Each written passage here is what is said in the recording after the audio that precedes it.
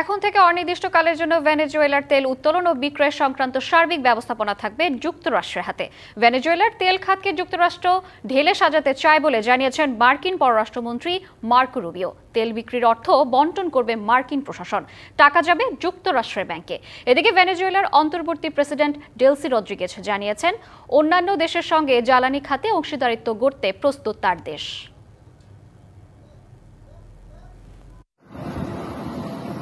ভেনেজুয়েলার প্রেসিডেন্ট মাদুরোকে ধরে নিয়ে যাওয়ার পর এবার আলোচনার কেন্দ্রে দেশটির তেল ব্যবস্থাপনা।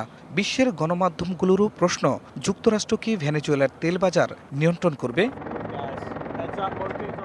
স্থানীয় সময় বুধবার এ নিয়ে মার্কিন পার্লামেন্ট কংগ্রেসের উচ্চ ভবন সিনেটে ব্রিফ করেন দেশটির পররাষ্ট্রমন্ত্রী মার্কো রুবিও।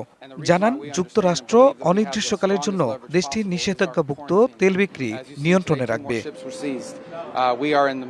রুবিও আরও বলেন, ভেনেজুয়েলার তেল খাতকে ঢেলে সাজানোর প্রথম পর্যায়ে অন্য কোনো দেশের কোম্পানিকে এ খাতে প্রবেশ করতে দেওয়া হবে না। Japan Bangladesh joint venture company JBS holdings limited. এই মুহূর্তে যুক্তরাষ্ট্রের অনুমোদিত সংস্থা ছাড়া আর কাউকে এ খাতে প্রবেশ করতে দেয়া হবে না। সংস্কারের দ্বিতীয় পর্যায়ে অন্যান্য পশ্চিমা কোম্পানিকে ন্যায্যভাবে ভেনেজুয়েলার বাজারে প্রবেশ করতে দেয়া হবে। এদিকে যুক্তরাষ্ট্রের জ্বালানি মন্ত্রণালয় বলছে, ভেনেজুয়েলার তেল বিক্রির অর্থ নেওয়া হবে যুক্তরাষ্ট্রের নেতৃত্বাধীন আন্তর্জাতিকভাবে স্বীকৃত ব্যাংকে।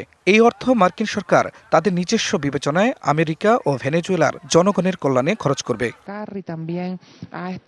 এদিকে ভেনেজুয়েলার অন্তর্বর্তী প্রেসিডেন্ট ডেলসি রদ্রিগেজ বলেছেন, আন্তর্জাতিক আইন মেনে বাণিজ্যিক চুক্তির মাধ্যমে পারস্পরিক সম্পর্ক স্থাপনে আগ্রহী ভেনেজুয়েলা। ভেনেজুয়েলা এমন জ্বালানি সম্পর্কের জন্য উন্মুক্ত যেখানে সব পক্ষই লাভবান হবে।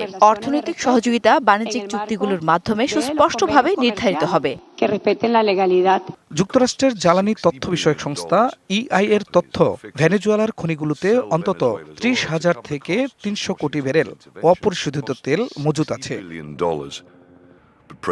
খান মোহাম্মদ মুকুল, ডিবিসি নিউজ ডেস্ক।